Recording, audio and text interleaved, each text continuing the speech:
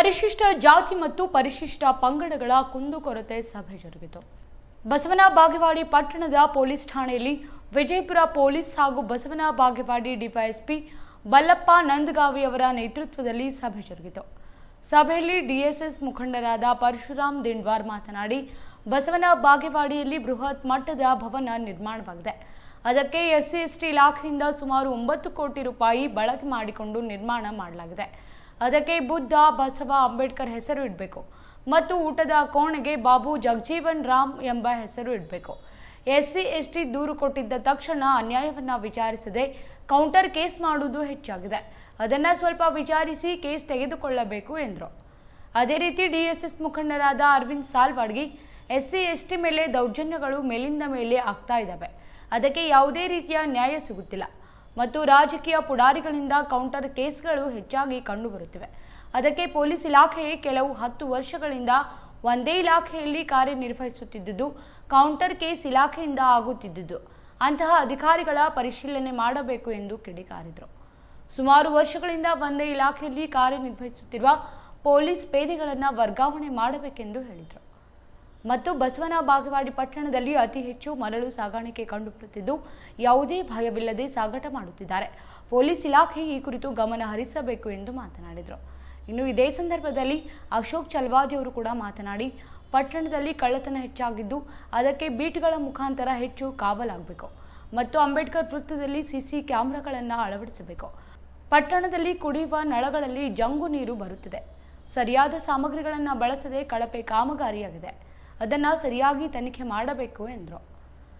ಇನ್ನು ಸಭೆಗೆ ಹಾಜರಾದ ತಾಲೂಕು ದಂಡಾಧಿಕಾರಿಯಾದ ಯಮನಪ್ಪ ಸೋಮನಕಟ್ಟಿ, ಪುರಸಭೆ ಮುಖ್ಯ ಅಧಿಕಾರಿಯಾದ ರುದ್ರೇಶ್ ಚಿತ್ತರ್ಗಿ, ಸಿಪಿಐ ವಿಜಯಕುಮಾರ್ ಮುರುಣ್ಗಿ, ಇದೇ ಸಂದರ್ಭದಲ್ಲಿ ದಲಿತ ಮುಖಂಡರಾದ ಗುರುರಾಜ್ ಗುಡಿಮನಿ, ನೀಲು ನಾಯಕ್, ರಾಜು ದಿಡ್ವಾರ್, ಶೇಖರ್ ಕಾಣೆ, ಯಮನಪ್ಪ ಚಲವಾದಿ, ಉಪೇಶ್ ನಡ್ವಿನ್ ಮನಿ ಸೇರಿದಂತೆ ಮತ್ತಿತರರು ಉಪಸ್ಥಿತರಿದ್ದರು.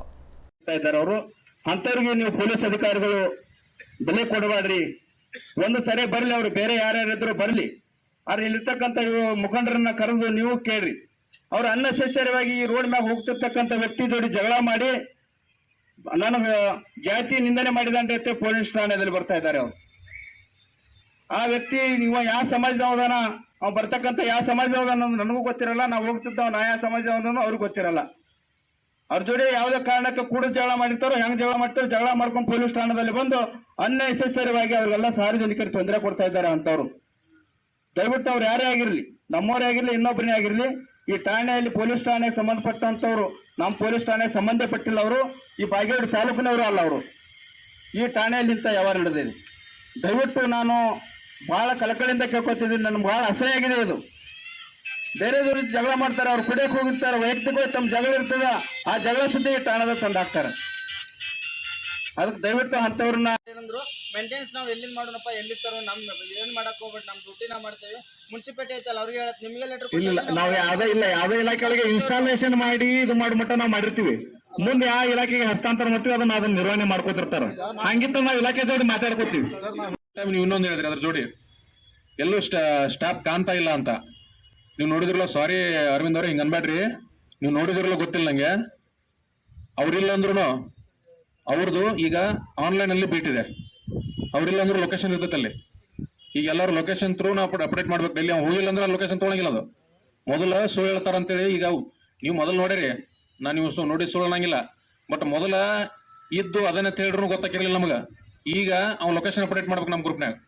ಈಗ ನೈಟುನು ನಮ್ದು ಅಟ್ರದ್ದು ಡೈಲಿ AS ಅಂಡ್ ಅಬೋ ಆಫೀಸರ್ಸ್ ಎಲ್ಲೆಲ್ಲಿ ಮೂವ್ಮೆಂಟ್ ಮಾಡ್ತಾರೆ ಪರ್ ಅವರ್ಗೆ ಒಂದು ಲೊಕೇಶನ್ ಹಾಕ್ಬೇಕು. ನಮ್ಗೆ ಅವ್ರು ಲೈವ್ ಲೊಕೇಶನ್ ಹಾಕ್ಬೇಕು, ಹಾಕ್ತಾ ಇದಾರೆ. ಅಂಡ್ ನಿಮಗೆ ಈಗ ನಾನು ಬಂದ ಮೇಲೆ ಮುರುಗೊಂಡವ್ರಿಗೆ ಸ್ಪೆಷಲ್ ಆಗಿ ನಾನೇ ಅವ್ರಿಗೆ ಕರೆದು ವಾರ್ನ್ ಮಾಡಿ ಕಂಪಲ್ಸರಿ, ನೀವು ನೋಡಿರಲ್ಲ ಗೊತ್ತಿಲ್ಲ, ಯಾವುದು ಬಸವೇಶ್ವರ ಸರ್ಕಲ್, SBI ಇದು ಯಾವ್ದು ಬ್ಯಾಂಕು, ಮತ್ತೆ ಇದನ್ನ ಕುರಿ ಸಂತೆ ಹತ್ರ, ಮತ್ತೆ ಕಂಟಿನ್ಯೂಸ್ ನಾವು ಬಸವೇಶ್ವರ ಸರ್ಕಲ್ ಮತ್ತೆ ಅಲ್ಲೇ ಮೇನ್ ನಮಗೆ ಟ್ರಾಫಿಕ್ ಇರೋದು. ಕಂಪಲ್ಸರಿ ಹಾಕಿರ್ತೀನಿ. ಸಂತೆ ದಿವಸ ಕೈಗಾಡಿಗಳು ಸಿಕ್ಕಾಪಟ್ಟೆ ಇರ್ತವೆ. ಟ್ರಾಫಿಕ್ ನಾವು ತೆಗೆದಿವಂದ್ರ ಎಲ್ಲರೂ ಬಡವರಿದ್ದಾರೆ, ಅವ್ರಿಗೆ ತೊಂದರೆ ಆಗತ್ತೆ ಅಷ್ಟೇ ಮಾಡತ್ತಿಲ್ಲ. ತೆಗಿ ಅಂದ್ರೆ ಎಲ್ಲ ತೆಗೆದು ಬಿಡ್ತೀವಿ, ನಮಗೇನ್ ತೊಂದರೆ ಇಲ್ಲ. ಅಂಡ್ ರಿಗಾರ್ಡಿಂಗ್ ಅದನ್ನ ಹೇಳಿದ್ರಿ, ಇನ್ನೊಂದು ಹೇಳಿದ್ರಿ ನೀವು ಸ್ಯಾಂಡ್ ಮೈನಿಂಗ್ ಒಂದು ಸಭೆ ಕರೆದಿದ್ದಕ್ಕೆ ಅಭಿನಂದನೆ ಸಲ್ಲಿಸುತ್ತಾ ಇಲ್ಲಿವರೆಗೆ ಮಾತನಾಡೋ ಅವಕಾಶ ಕೊಟ್ಟಂತ ಎಲ್ಲರಿಗೂ ವಂದಿಸಿ ಇಲ್ಲಿರ್ತಕ್ಕಂಥ ಸಿಬ್ಬಂದಿಗಳು ನಮ್ಮನ್ನ ಯಾರೋ ನಾವು ತಪ್ಪು ಮಾಡೋ ನೋಡಿಲ್ಲ ಅಂತೇಳಿ ಅನ್ಕೊಂಡಿರೋ ತಪ್ಪದು. ಯಾಕಂತಂದ್ರೆ ಪೊಲೀಸ್ ಇಲಾಖೆ ಸಿಬ್ಬಂದಿಗಳು ಕೆಲವೊಂದು ಸಮಸ್ಯೆಗಳು ಸಿಕ್ಕಾಕೊಂಡಿದ್ದಾರೆ. ಅದನ್ನ ಈಗಾಗಲೇ ನಾನು DSP ಸಾಹೇಬರಿಗೆ ಗಮನ ತಂದಿದ್ದೀನಿ. ಆದರೆ ನಾನು ಅವ್ರ ಹೆಸರುಗಳನ್ನು ಕೊಟ್ಟಿಲ್ಲ. ಒಂದನೇದು. ಎರಡನೇದಾಗಿ ಜಾತಿ ನಿಂದನೆ ಕೇಸ ಆದ ತಕ್ಷಣವೇ ನಿಮ್ಮ ಸಿಬ್ಬಂದಿಯಲ್ಲಿರ್ತಕ್ಕಂಥ 4 ಮಂದಿಗಳು ಇದ್ದಾರೆ, ಅದು ಒಪ್ತೀನಿ ನಾನು. ಕೌಂಟರ್ ಕೇಸ್ ಕೊಡಲಿಕ್ಕೆ ಅವರು ಸಹಕರಿಸಿದ್ರು ಸತ್ಯ. ಮಾನ್ಯ ಆದಂಥ ಸುಮಾರು 4 ತಿಂಗಳ ಯುದ್ಧ ಘಟನೆ ಆದಂಥ ಸಂದರ್ಭದಲ್ಲಿ ಸ್ಥಳೀಯ ಶಾಸಕರು ಒಳಗೊಂಡಂತೆ, ಸ್ಥಳೀಯ ಕಾಂಗ್ರೆಸ್ ಮುಖಂಡರು ಒಳಗೊಂಡಂತೆ ತಾವು ಕಾನೂನು ಸುವ್ಯವಸ್ಥೆ ಕಾಪಾಡುವ ಪೊಲೀಸ್ ಇಲಾಖೆ ತಾವು ಎಚ್ಚರ ವಹಿಸಿ ಅವರಿಗೆ ಅನ್ಯಾಯ ಆಗಿದೆ ಅಂತೇಳಿ FIR ಮಾಡಿ ಕೂಡಲೇ ಅವರನ್ನು ಬಂಧಿಸಬೇಕಾಗಿತ್ತು. ಬಂಧಿಸಲಿಲ್ಲ. ಇದು ಬಹಳ ನೋವಿನ ಸಂಗತಿ. ಈಗ ಯಾಕೆ ಹೀಗಾಗುತ್ತದೆ ಅಂದ್ರೆ ರಾಜಕೀಯ ಒಳಗೊಂಡಂತೆ ಎಲ್ಲರೂ ನಡೀತಾ ಇದ್ದಾರೆ. ಅದಕ್ಕೋಸ್ಕರವಾಗಿ ದಯವಿಟ್ಟು ಮಾನ್ಯ DSP ಸಾಹೇಬರಿಗೆ ಒಂದು ವಿನಂತಿ ಮಾಡ್ತಾ ಇದ್ದೇನೆ. ಮುಂದಿನ ದಿನಮಾನದಲ್ಲಿ ಯಾವುದೇ ಜಾತಿ ನಿಂದನೆ ಕೇಸ್ ಆದ್ರೆ ಕೌಂಟರ್ ಆಗ್ತಾವೆ. ಕೌಂಟರ್ ಆಟೋಮೆಟಿಕ್ ಆಗಿ ಅದು ಆ ವ್ಯಕ್ತಿಯನ್ನು ಮತ್ತೆ ಸಫಲ ಆಗಿಬಿಡ್ತಾನೆ, ನನ್ನ ಮೇಲೆ ಕೌಂಟರ್ ಆಯ್ತಲ್ಪ ಅಂತೇಳಿ. ಅದಕ್ಕೋಸ್ಕರವಾಗಿ ಆ ರೀತಿ ಆಗ್ಲಾರ್ದಂಗೆ ಪೊಲೀಸ್ ಇಲಾಖೆ ಎಚ್ಚರವನ್ನು ವಹಿಸಬೇಕು. ಇನ್ನೊಂದು ಹೇಳಬೇಕಪ್ಪ ಅಂದ್ರೆ, ನಾನು ಮಾನ್ಯ SP ಸಾಹೇಬರು ವಿಜಯಪುರದಲ್ಲಿ ಒಂದು ಸಭೆ ಕರೆದ ಸಂದರ್ಭದಲ್ಲಿ ವಿಷಯ ಪ್ರಸ್ತಾಪಾಧ್ಯ ಡಾಕ್ಟರ್ BR ಅಂಬೇಡ್ಕರ್ ಸರ್ಕಲ್ದಲ್ಲಿ CC ಕ್ಯಾಮ್ರಾ ಇಲ್ಲ ಅಂತೇಳಿ ಪುರಸಭೆ ಮುಖ್ಯಾಧಿಕಾರಿಗಳು ಈಗ ಬಂದಿದ್ದಾರೆ, ಚಿತ್ರಗಿ ಅವರು. ಅದನ್ನ ಯಾಕೆ ಬಿಟ್ಟಾರೋ ಗೊತ್ತಿಲ್ಲ. ನಾನು ಹಲವಾರು ಬಾರಿ ನಾವು ದಲಿತ ಮುಖಂಡರು ಪ್ರಶ್ನೆ ಮಾಡ್ತಾನೆ ಇದ್ದೇವೆ ಲೋಕಲ್ ಆಗಿ. ಒಂದು ಇಲ್ಲಿರ್ತಕ್ಕಂಥ ಜನರಿಗೆ ಅನುಕೂಲ ಆಗಲಿ ಅಂತಕ್ಕಂಥ ಉದ್ದೇಶದಿಂದ ಕರೆದಿದ್ದರೆ, ನಾನು ಪ್ರಥಮವಾಗಿ ಒಂದು ಅಶೋಕ್ ಚಲವಾದಿ ಅಂತೇಳಿ DSS ಜಿಲ್ಲಾ ಸಂಚಾಲಕರು ನನ್ನ ಹೆಸರು. ಈಗ ಪ್ರಥಮವಾಗಿ ನಾನು ಇಲ್ಲಿರ್ತಕ್ಕಂಥ ಪುರಸಭೆ ಅಧಿಕಾರಿಗಳಿಗೆ ಒಂದು ಕಿವಿ ಮಾತನ್ನು ಹೇಳ್ತಾ ಇದ್ದೀನಿ. ಇಲ್ಲಿರ್ತಕ್ಕಂಥ JJMದಲ್ಲಿ ಏನು ಕೆಲಸ ಆಗ್ಯಾವ, ಆ JJMದಲ್ಲಿ ಕೆಲಸ ಆದಂಥ ಎಲ್ಲ ಮನೆಗಳಿಗೆ ಒಂದು ಸಪ್ಲೈಯನ್ನು ಕೊಟ್ಟಿದ್ರಲ್ಲ, ಅದು ಕೆಬ್ಬಣದ ಒಂದು ಪೈಪ್ನಿಂದ ಕೊಟ್ಟಿರಿ. ಆ ಕೆಬ್ಬಣ ಪೈಪ್ನಿಂದ ಪ್ರತಿ ಮನೆಗೂ ಇವತ್ತು ಜಂಗ್ ನೀರನ್ನು ಬರ್ತಾ ಇದ್ದಾವೆ. ಅಷ್ಟು ಲೋ ಕ್ವಾಲಿಟಿ ಆಗಿರೋಂಥ ಅದು ಪೈಪ್ ಆಗ್ಯದ. ಅದರಿಂದ ಇಡೀ ಒಂದು ಬಸವನ ಬಾಗೇವಾಡಿ ಪಟ್ಟಣದ ಜನರೇ ಇವತ್ತಿಂಥ ಅನಾರೋಗ್ಯಕ್ಕೆ ತುತ್ತಾಗ್ತಕ್ಕಂಥ ಪರಿಸ್ಥಿತಿ ಬಂದು ಹೋಗ್ತದೆ. ಹಾಗಾಗಿ ಅದನ್ನು ಕೂಡಲೇ ಸರಿಪಡಿಸ್ಕೋಬೇಕಂತೇಳಿ ನಾನು ಕೇಳ್ಕೊತಿದ್ದೇನೆ. ಇವತ್ತಿನ ದಿವಸ ಏನು ನಮ್ಮ DSP ಸಾಹೇಬರ ಹದ್ದಿನಲ್ಲಿ ಬರ್ತಕ್ಕಂಥ ಠಾಣೆಗಳ ಬಗ್ಗೆ ಒಂದೆರಡು ಮಾತು ಹೇಳ್ತಾ ಇದ್ದೀನಿ. ಬಹುಶಃ ಪ್ರಕರಣಗಳು ಆದರೆ ಎಲ್ಲ ದಲಿತರು ಒಕ್ಕೂರ್ಲಿಂದ ಹೇಳ್ತಕ್ಕಂಥ ಒಂದೇ, ಏನಾರು ಆದರೆ ಒಂದು ಸ್ವಲ್ಪ ವಿಚಾರ ಮಾಡಿ ಕೌಂಟರ್ ಕೇಸ್ ಮಾಡ್ಕೊಳ್ಳೋ ಮುಂದೆ ಅದನ್ನು ಅಲ್ಲೇ ತಡಿತಕ್ಕಂಥದ್ದು. ಅತಿ ಗಂಭೀರ ಇತ್ತಂತಂದ್ರೆ ಮಾಡ್ಕೊಳ್ರಿ. ಆದ್ರೆ ಅದು ಏನೂ ಇಲ್ಲಾರ್ದೇ ಇರ್ತಕ್ಕಂಥ ಪೊಸಿಷನ್ದಾಗ ಅವತ್ತೇನೆ ಅವ್ರಿಗೆ ಮಾರಲ್ ಆಗಿ ದಲಿತರಿಗೆ ಕೂಗುತ್ತಕ್ಕಂಥ ಮನಸ್ಸುಗಳು ಕೂಗುತ್ತಕ್ಕಂಥ ನಾಳೆ ನಮಗೂ ಏನಾರು ಹಾಕಪ್ಪ ಅಂತಕ್ಕಂಥ ಒಂದು ಪರಿಸ್ಥಿತಿ ಬರಲಾರ್ದಂಥ ಒಂದು ವಿಚಾರವನ್ನು ಇಟ್ಕೊಂಡು ಇವತ್ತಿನ ದಿವಸ ಕೌಂಟರ್ ಕೇಸ್ಗಳನ್ನು ಮಾಡಲಿಕ್ಕೆ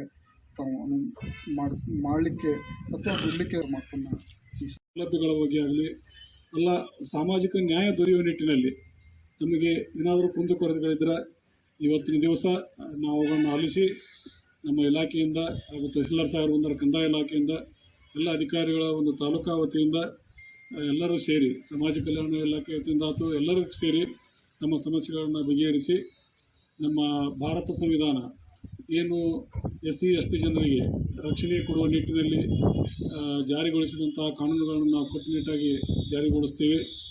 ಅವು ತಮ್ಮೆಲ್ಲರ ಹಿತರಕ್ಷಣೆ ಇಲಾಖೆಯ ಪೊಲೀಸ್ ಇಲಾಖೆಯ ಅತ್ಯಂತ ಬಹುದೊಡ್ಡ ಜವಾಬ್ದಾರಿ ಆಗಿರ್ತದೆ. ನಮ್ಮದಷ್ಟೇ ಅಲ್ಲ, ಬೇರೆ ಎಲ್ಲ ಇಲಾಖೆಗಳ ಜವಾಬ್ದಾರಿಯೂ ಕೂಡ ಆಗಿರ್ತದೆ.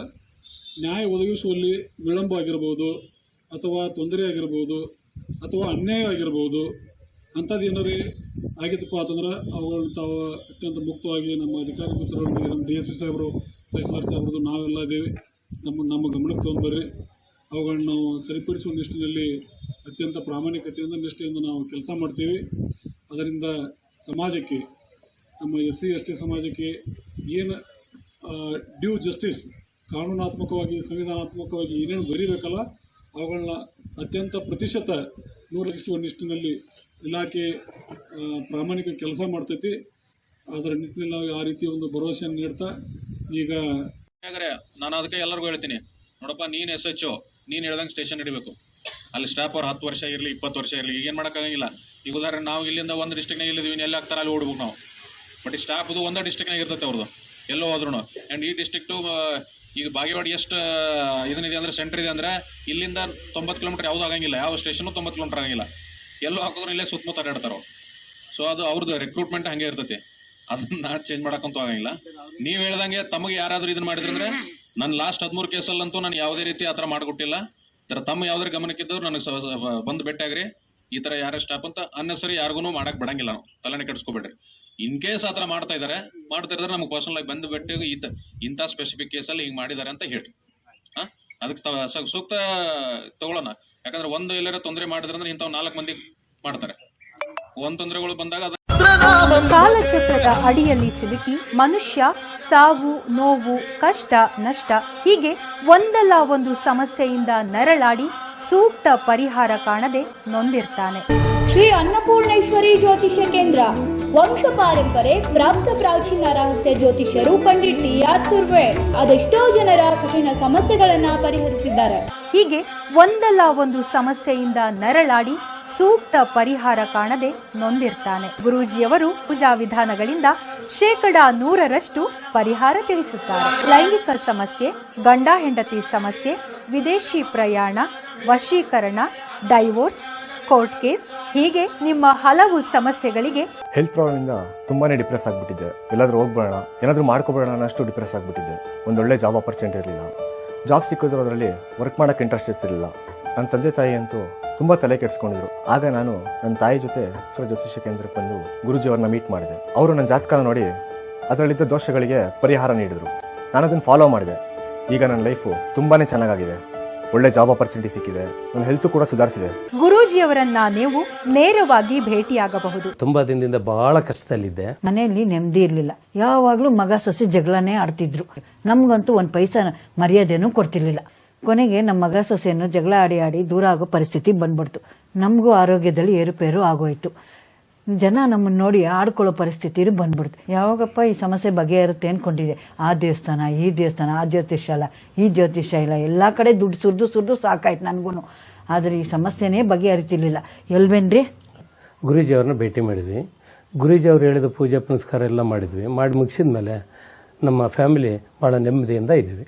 ಗುರೂಜಿಯವರು ನಿಮ್ಮ ಎಲ್ಲ ಸಮಸ್ಯೆಗಳಿಗೆ 100% ಪರಿಹಾರ ತಿಳಿಸುತ್ತಾರೆ. ನಿಮ್ಮ ಸಮಸ್ಯೆಗಳ ಪರಿಹಾರಕ್ಕಾಗಿ ಹಿಂದೆ ಸಂಪರ್ಕಿಸಿ 9986881245. ಆಫೀಸ್ ವಿಳಾಸ ಶ್ರೀ ಅನ್ನಪೂರ್ಣೇಶ್ವರಿ ಜ್ಯೋತಿಷ್ಯ ಕೇಂದ್ರ, Pandit ಟಿ.ಆರ್. Surve, ತುಪ್ಪದ್ complex, BLDE hospital ಎದುರುಗಡೆ, ashram road, Vijayapura. Mobile number 9880984093.